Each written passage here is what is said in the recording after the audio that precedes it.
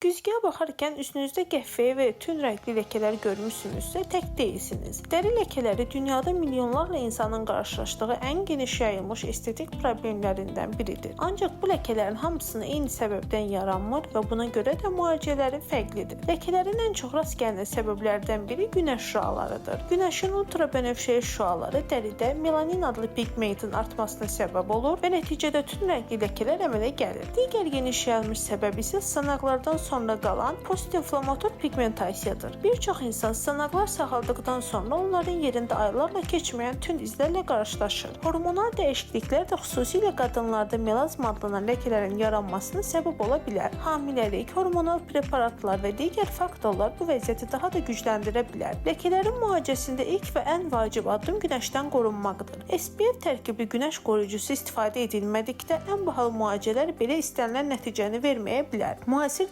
dermatologiyada ləkələrin müalicəsində xüsusi ağardıcı kremlər, kimyəvi peelinqlər, lazer sistemləri, mikro iynələmə və digər prosedurlar uğurla tətbiq edilir. Hansı üsulun seçilməsi isə ləkənin növündən, dərinliyindən və dərinin xüsusiyyətlərindən asılıdır. Ən böyük səhvlərdən biri internetdə tövsiyə olunan müxtəlif qarışıqları və turşuları nəzarətsiz şəkildə istifadə etməkdir. Bu bəzən ləkəni azaltmaq əvəzinə daha da tündləşdirə və hətta dəridə yanıq yarada bilər. Bəzən insanlar illərlə ləkələrlə yaşayır və bunun müalicəsinin olmadığını düşünürlər. Halbuki düzgün diaqnoz qoyulduqda əksər ləkələrdə əhəmiyyətli dərəcədə yaxşılaşma əldə etmək mümkündür. Əgər üzünüzdə və ya bədəninizdə yaranan ləkələr sizi narahat edirsə, onların səbəbini özünüz müəyyən etməyə çalışmayın. Düzgün müalicə üçün dermatoloqun müayinəsi vacibdir. Çünki hər ləkə eyni deyil və uğurlu nəticənin sirri məhz düzgün diaqnozdan başlayır.